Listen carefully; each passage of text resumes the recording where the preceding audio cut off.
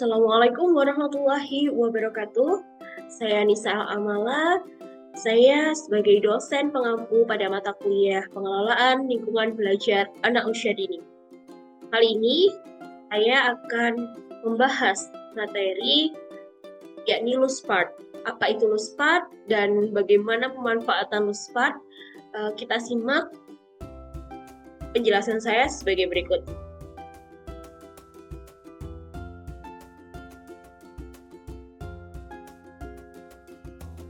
Nah, apa itu LUSPART, bagaimana pemanfaatannya, kita akan bahas pada materi sebagai berikut. Sebelum mengenal LUSPART, teman-teman harus tahu pentingnya dari media pembelajaran terlebih dahulu untuk anak usia dini, dan juga kita berfokus pada media LUSPART nantinya. Media sendiri adalah alat yang digunakan oleh pendidik atau guru untuk menyampaikan materi kepada peserta didiknya. Nah, di pendidikan anak usia dini, kita memberikan materi-materi tersebut kepada anak-anak usia dini dengan media yang menarik. Salah satunya yaitu LUSPART. Nah, karakteristiknya sendiri, karakteristik untuk anak usia dini itu ada 5 ya teman-teman ya. Ada berbagai perkembangan. Aspek perkembangan yakni ada fungsi motorik, kognitif, perkembangan bahasa, sosial emosional, dan juga perkembangan nilai agama dan moral. Kemudian media pembelajaran itu ada banyak sekali ya teori-teori yang bisa teman-teman baca di sini. Itu dapat digunakan untuk membantu guru dalam menyampaikan informasi, materi, sehingga anak itu lebih mudah memahami materi-materi yang diberikan. Nah, sebelum ke LUSPART, kita juga bahas dulu tentang konsep dari STEAM itu. STEAM singkatan dari Science, Engineering, Mathematics, Teknologi, dan juga Art. Nah, ini teman-teman bisa baca di slide saya ya. Semua ini kita bisa gunakan LUSPART untuk membentuk anak menjadi pribadi yang dapat memahami sains, teknologi, kemudian engineering, arts, dan juga matematik. Nah, kita sudah masuk ke LUSPART. LUSPART sendiri merupakan bagian lepasan atau kepingan yang mudah dilepas dan disatukan lagi, dipasangkan lagi, dapat digunakan sendiri ataupun dengan benda-benda yang lainnya. Jadi dapat dibongkar pasang sehingga LUSPART itu lebih hemat karena bisa digunakan berulang-ulang. Nah, pengembangan LUSPART itu yang pertama kali diperkenalkan oleh Simon Nicholson, seorang arsitek seniman asal Inggris yang mengembangkan konsep LUSPART. Kemudian Nicholson juga percaya bahwa lingkungan yang kaya akan benda-benda lepas seperti LUSPART akan mendorong kreativitas dan eksplorasi anak secara lebih maksimal. Kemudian, mengapa sih LUSPART itu penting? Yang pertama, itu kaya dengan nutrisi sensorial. Jadi anak usia dini, sensori motoriknya itu perlu distimulasi ya teman-teman. Tuh, banyak sekali bahan-bahan LUSPART yang bertekstur sehingga nantinya akan membantu anak-anak dalam mengembangkan sensorinya. Yang kedua, dapat digunakan sesuai dengan pilihan anak. Kita menyediakan banyak sekali sehingga anak-anak dapat memilih sesuai yang mereka inginkan. Yang ketiga, dapat diadaptasi dan dimanipulasi dengan banyak cara. Kemudian yang keempat adalah mendorong kreativitas dan imajinasi anak. Kita, mulai dari anak usia dini, kita bentuk mereka untuk menjadi seorang yang dapat merancang sendiri sesuai dengan imajinasi mereka. Jadi ketika nanti mereka dewasa, mereka sudah terbiasa untuk mengkreasikan imajinasinya ke dalam bentuk yang nyata. Yang kelima, mengembangkan lebih banyak keterampilan dan kompetensi. Yang keenam, dapat digunakan dengan cara yang berbeda sesuai dengan ide anak. Jadi tidak ada yang salah. Guru hanya sebagai fasilitator yang memberikan kesempatan kepada anak-anak untuk berpikir kreatif dan juga mewujudkan apa yang menjadi ide-ide mereka. Yang ketujuh, Luspad dapat dikombinasikan dengan bahan-bahan lain untuk mendukung imajinasi anak. Yang kedelapan, mendorong pembelajaran terbuka. Yang kesembilan, anak lebih memilih Luspad dibanding dengan mainan modern. Nah, komponen dari Luspad itu ada 7. Bahan alam, plastik, kemudian besi ya, logam dan besi, kayu dan bambu, bekas kemasan, kaca dan keramik, dan juga benang serta kain. Nanti teman-teman bisa mengeksplor lebih jauh bahan-bahan Luspad itu apa saja, karena apa yang ada di lingkungan sekitar kita itu bisa kita masukkan ke dalam Luspad. Tapi ada jenis-jenisnya yang bisa kita bedakan. Nanti kita akan praktek di situ. Selanjutnya, banyak sekali manfaat Luspad yang dimainkan oleh anak. Yang pertama, mengembangkan keterampilan inquiry, mengajarkan anak untuk bertanya, mengembangkan berbagai aspek perkembangan anak, serta mengembangkan imajinasi dan kreativitas anak. Kemudian, Luspad juga membantu guru, membantu kita untuk mengenalkan budaya lokal setempat kepada anak. Jadi, ini juga merupakan kearifan lokal yang bisa kita ajarkan kepada anak. Karena bahan-bahan alam yang ada di sekitar itu harus kita ajarkan kepada anak. Apalagi di setiap daerah itu memiliki kearifan lokal yang berbeda. Nah, misalkan di Jambi ada buah karet. Ini kita bisa kenalkan kepada anak dengan media tersebut dibawa ke sekolah dan dijadikan Luspad.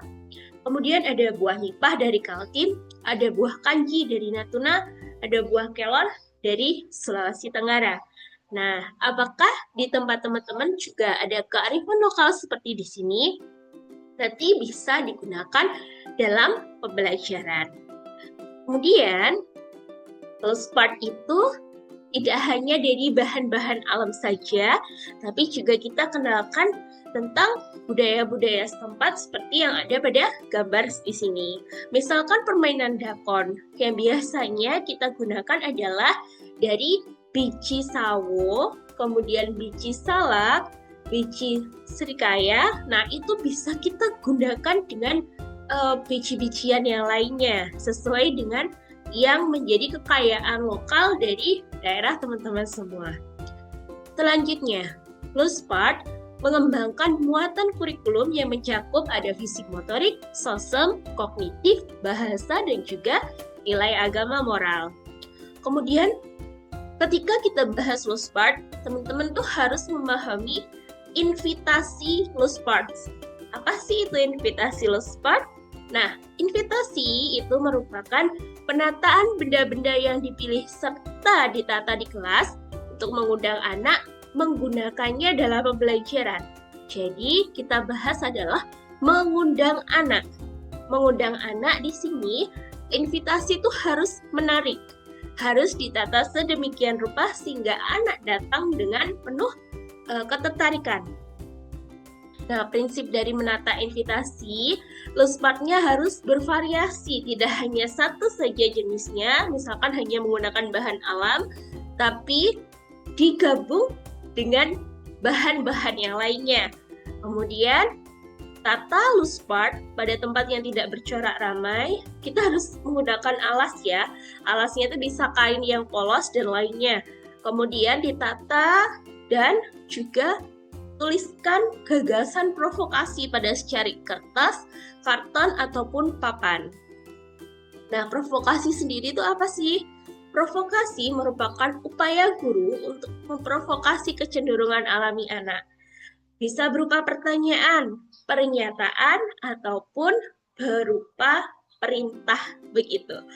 Kemudian, ini ya, unsurnya kalau misalkan berupa pernyataan, misalkan rumahku besar dan tingkat. Nanti anak-anak akan menggunakan imajinasi mereka untuk membuat rumah yang besar dan tingkat dengan bahan-bahan Luspad yang sudah disediakan guru. Kemudian unsur yang kedua berupa tantangan ya. Bisa berupa kalimat tanya ataupun menggunakan hal-hal yang bisa memberikan tantangan kepada anak.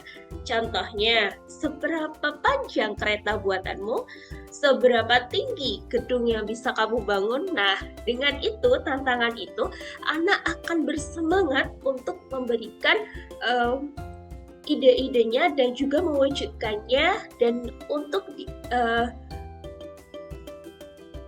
dibagikan kepada teman-teman yang lainnya. Nah, kemudian ada ekspresi atau kekaguman. Misalkan, untuk membuat kue, nah itu adalah ajakan agar anak itu semangat untuk membuat sesuatu yang baru.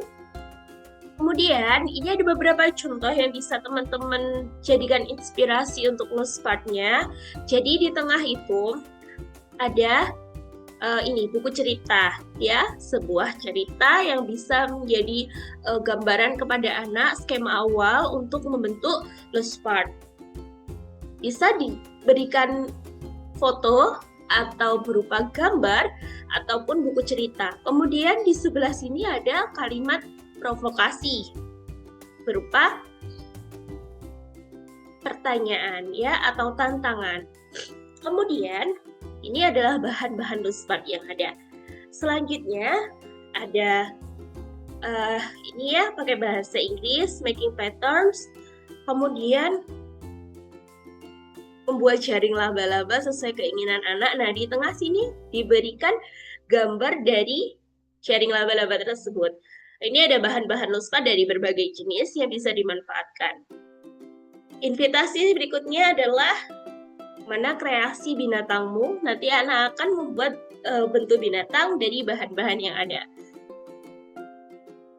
Bisa menggunakan alat seperti kaca pembesar dan juga ini menghias tali. Banyak sekali tali yang dipersiapkan. Nah, bahan untuk invitasi Nusspart itu nggak hanya untuk yang indoor saja, tapi untuk outdoor juga bisa di luar ruangan. Nah, bahan yang digunakan sebagai berikut ya, teman-teman nanti bisa pelajari sendiri. Kemudian kegiatan yang bisa dilakukan untuk Nusspart di outdoor itu seperti estafet, lompat ban, berjalan di atas drum, dan sebagainya. Ini contoh dari invitasi untuk di outdoor, yakni membuat jembatan dari bahan-bahan yang sudah disediakan. Ini bahannya usahakan yang aman ya, sehingga tidak ada yang tajam dan melukai anak. Apa yang bisa kamu buat dari benda-benda ini? Nah, nanti anak akan berpikir, aku mau buat sebuah gedung, aku mau buat apa, kayak gitu dari bahan-bahan yang disediakan. Apa yang bisa kamu buat dari benda-benda ini? Nah, ini ada piramida Nusspart, itu membangun makna dan tujuan bermain. Yang sebelah kiri ini anak, yang sebelah kanan adalah guru. Terima kasih teman-teman atas perhatiannya, semoga bermanfaat. Wassalamualaikum warahmatullahi wabarakatuh.